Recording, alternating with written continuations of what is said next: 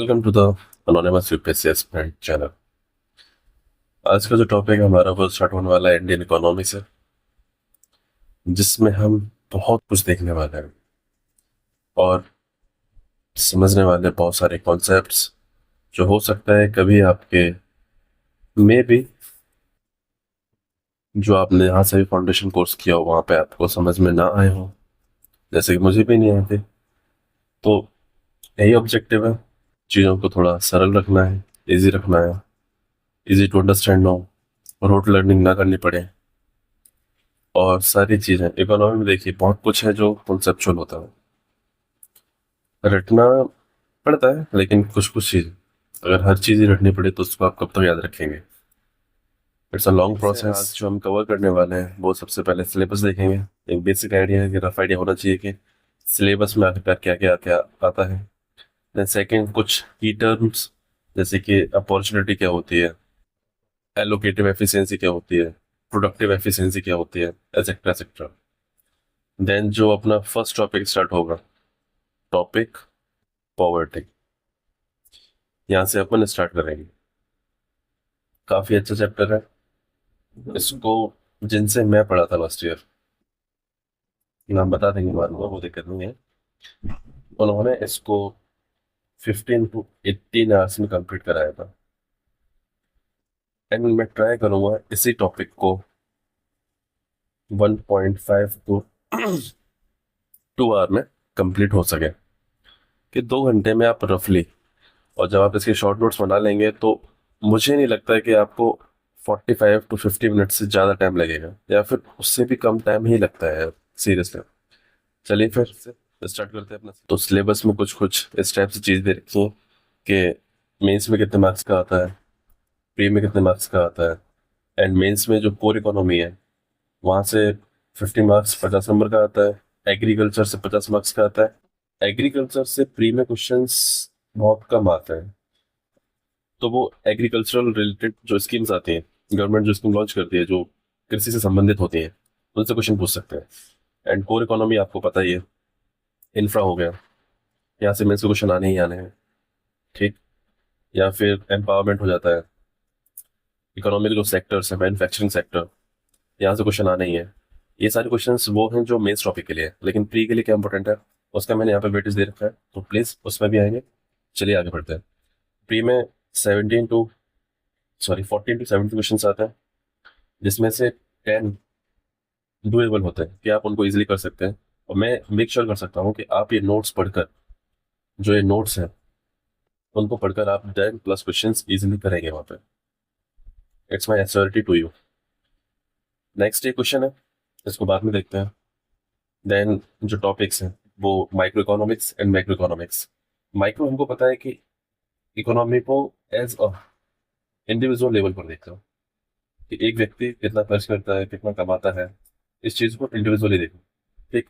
And macro क्या होगी, macro means होगा कि आप उसी चीज को एट नेशन लेवल देख रहे हो, ठीक है। अब मैक्रो इकोनॉमी के 4 ऑब्जेक्टिव्स होते हैं।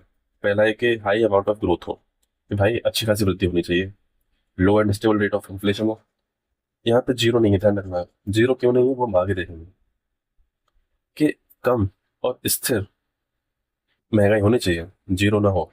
लो अनएम्प्लॉयमेंट, बेरोजगारी भी कम होनी चाहिए, बिल्कुल जीरो नहीं चाहिए।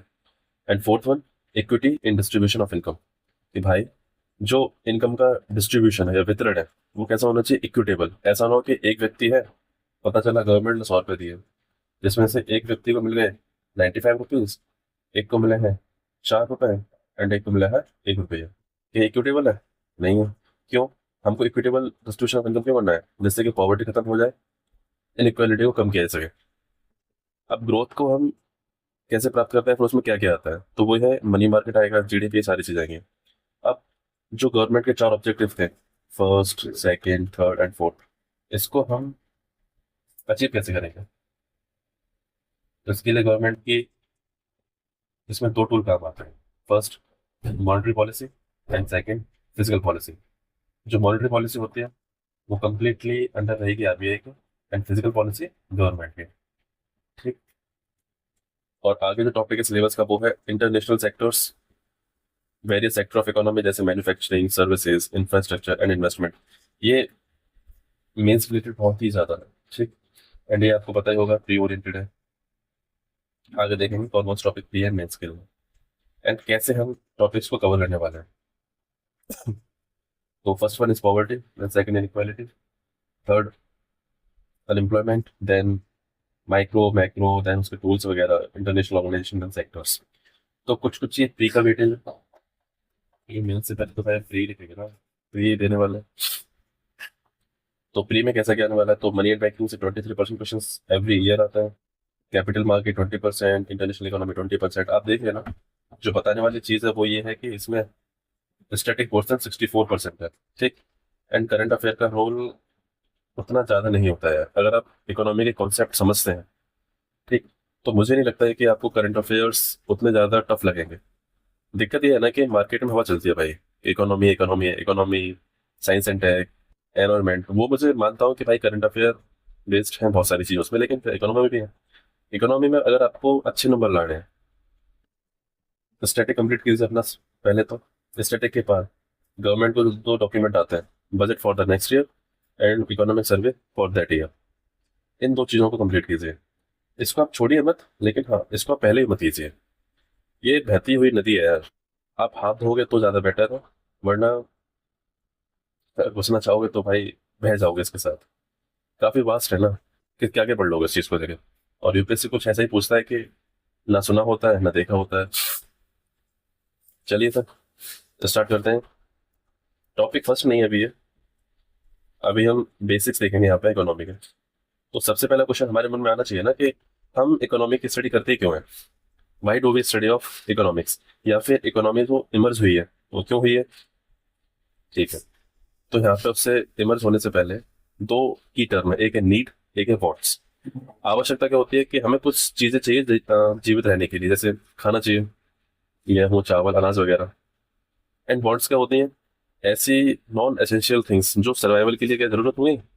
आईफोन आपकी जिंदा रहने के लिए जरूरी है क्या? कुछ लोगों के लिए हो सकता है, वो रह ही नहीं सकते जैसे इंस्टाग्राम हो गया, लेकिन नहीं, आईफोन इसमें नहीं आएगा। वो आपकी वांट है, बस आपको चाहिए, लेकिन आवश्यकता नहीं है बिल्कुल भी।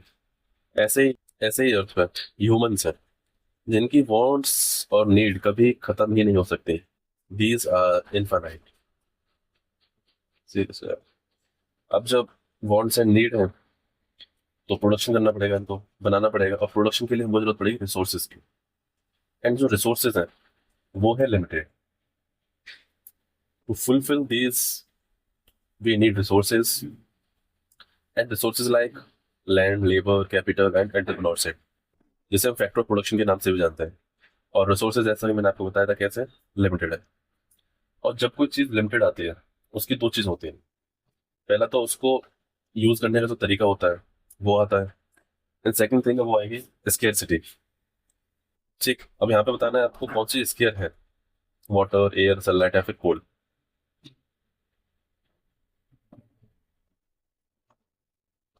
यहाँ पे कौन सी स्केयर है, वाटर, एयर, सनलाइट या फिर कोल। ट्रू फॉल्स में चाहे तो नीचे कमेंट में ऑप्शन आंसर लिख सकते हैं, एज योर चॉइस। जब कोई चीज स्केर्सिटी होती है तो वहां से एक सिस्टम निकलता है, जिसे बोलते हैं डिस्ट्रीब्यूशन सिस्टम या फिर रेशनिंग सिस्टम। ठीक है ना। इसका मतलब होता है कि हमको यार क्या जीन्स की प्रोडक्शन ज्यादा करनी चाहिए, या फिर जो हमारे सर्वाइवल के लिए मोस्ट इंपोर्टेंट चीज है, गेहूं वगैरह, अनाज, इसकी प्रोडक्शन ज्यादा करना चाहिए। ये हमको कौन बताएगा, रेशनिंग, कि किसी भी चीज को डिस्ट्रीब्यूट कैसे किया जाए या फिर उसकी रेशनिंग कैसे की जाए। ठीक। जो उनका मैक्सिमम यूटिलाइज हो, कि हम efficiency, use of resources in efficient manner, कि हम रिसोर्सेज का ऐसे यूज करें जैसे कि उनका इस्तेमाल मैक्सिमम यूटिलाइज हो सके और कम से कम नुकसान हो। Minimum loss and maximum benefit या फिर मैक्सिमम यूटिलाइजेशन, वो आ जाएगा एफिशिएंसी में। एंड एफिशिएंसी के लिए हम लोग क्या करेंगे, इसमें दो चीज होते हैं, फुली प्रोडक्टिव एंड सेकंड होता है एलोकेटिव प्रोडक्टिव।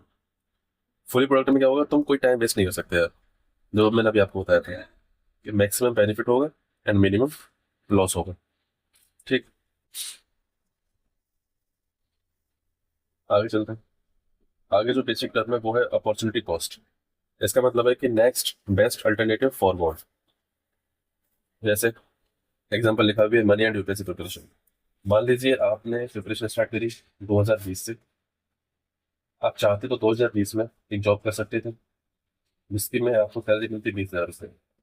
ठीक, आपने प्रिपरेशन करी है 2020 से लेकर 2023 तक, 3 इयर्स।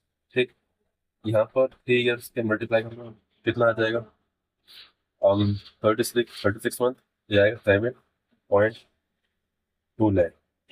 इसका मतलब क्या है, आपने तो 3 साल प्रिपरेशन को दिए, उसमें आप चाहते तो 7,20,000 रुपये कमा सकते थे, लेकिन आपने वो छोड़ने पड़े। तो जो नेक्स्ट बेस्ट अल्टरनेटिव था आपका ये पैसे कमाना, वो क्या है? फॉर्मल हो चुका है। ठीक, नेक्स्ट है सस्टेनेबिलिटी। ये आपने सुना ही होगा, कहीं ना कहीं तो सुनते ही हैं। पर्यावरण पढ़ते हैं, एनवायरनमेंट पढ़ेंगे, वहाँ सुनता है, मतलब हम लोग सुनेंगे। इसका मतलब होता है कि जो फ्यूचर जनरेशन की जो नीड्स है, देखिए यूएन ने इसकी जो डेफिनेशन दी है वो ये है कि समय के साथ, ठीक, जो रिसोर्सेज हैं उनकी क्वांटिटी, जो रिसोर्सेज हैं उनकी क्वालिटी, ठीक, वो कम नहीं होनी चाहिए। वो कहलाएगी सस्टेनेबिलिटी। या लिखा हुआ है factor of production means land, labour, capital and entrepreneurship. Next growth. Growth को तो आप सभी लोग जानते हैं कि इकोनॉमिक एक्टिविटी का इंक्रीज किसी भी देश के लिए, लेकिन आपने टर्म और सुना होगा development. Is the growth and development are same और any different between these two terms? बिल्कुल डिफरेंस है यार दोनों में, क्योंकि ग्रोथ केवल दिखाती है इकोनॉमिक एक्टिविटी को, लेकिन डेवलपमेंट दिखाता है कि आपने अपने देश में जो लोग हैं उनका कितना विकास किया है, कितने एजुकेटेड हैं, कितने हेल्दी हैं। ये सारी चीज़ें डेवलपमेंट पर शो होती हैं। ठीक है, और ग्रोथ किसी एक या दो कंपनी के अच्छे काम करने से भी आ सकती है। ठीक है, जैसे आज हम देख ही सकते हैं कि कौन सी बेहतरीन 3-4 इंडियन कंपनीज हैं जो अपना बेस्ट आउटपुट निकाल रही हैं। लेकिन क्या इससे मतलब ये है कि अगर किसी देश में ग्रोथ हो रही है तो वहाँ डेवलपमेंट भी होगा? पॉसिबल नहीं है। हो भी सकता है, नहीं भी हो सकता है। हम किसी यस या नो के कंक्लूजन पर नहीं जा सकते। ठीक, लेकिन हाँ, अगर किसी देश में डेवलपमेंट हो रहा है या फिर किसी देश में डेवलपमेंट हुआ है अच्छा खासा, तो ग्रोथ डेफिनेटली हुई होगी। ठीक है, ये हो गया डेवलपमेंट। ये सोसाइटी प्रोग्रेस का एक ब्रॉड व्यू है जिसमें हम डिस्ट्रीब्यूशन ऑफ ग्रोथ को देखते हैं कि ग्रोथ कितने लोगों तक पहुंची है। ग्रोथ इन द सेंस कितने लोगों तक उनकी इकोनॉमी, जैसे कि जो मैंने पहले टॉपिक पढ़ाया था वो, हाँ सॉरी, उससे पहले था कि इक्विटेबल डिस्ट्रीब्यूशन ऑफ इनकम कितने लोगों तक हुआ है। इसमें हेल्थ आ जाती है, एजुकेशन है, सोशल ट्रस्ट है, या सैनिटेशन है, एक्सेट्रा एक्सेट्रा। ये सारी चीज़ें किसमें आ जाएंगी? ये सारी चीज़ें आ जाएंगी डेवलपमेंट में। अब थोड़ी सी जो समरी है, देखिए इतना जो पढ़ाया उसकी समरी केवल इतनी सी निकली है यार, कि इंसान की इन्फानाइट वांट्स एंड नीड्स हैं, रिसोर्सेज लिमिटेड है, स्कैर्सिटी आती है, इस फिर उसको चॉइस करना पड़ता है जिससे कि अपॉर्चुनिटी कॉस्ट निर्मित होती है। लिमिटेड रिसोर्सेज हैं तो हमें सस्टेनेबिलिटी पर ध्यान देना पड़ेगा, रेशनिंग पर ध्यान देना पड़ेगा, एफिशिएंसी देखनी पड़ेगी कि प्रोडक्टिव, एलोकेटिव। ठीक, जैसे लिमिटेड है, स्कैर्सिटी आती है, इस फिर उसको चॉइस करना पड़ता है जिससे कि अपॉर्चुनिटी कॉस्ट निर्मित होती है। लिमिटेड रिसोर्सेज हैं तो हमें सस्टेनेबिलिटी पर ध्यान देना पड़ेगा, रेशनिंग पर ध्यान देना पड़ेगा, एफिशिएंसी देखनी पड़ेगी कि प्रोडक्टिव, एलोकेटिव। ठीक, इसको नेक्स्ट के लिए छोड़ते हैं यार। चलिए मिलते हैं नेक्स्ट वीडियो में जहां हम स्टार्ट करेंगे अपना एकदम मस्त टॉपिक पॉवर्टी। और समझ में आएगा 110%, ऐसा समझ में आएगा जैसा कभी नहीं आया होगा। Thank you. वीडियो को देखने के लिए आपका बहुत बहुत शुक्रिया। देखते रहिए, पढ़ते रहिए, स्वस्थ रहिए।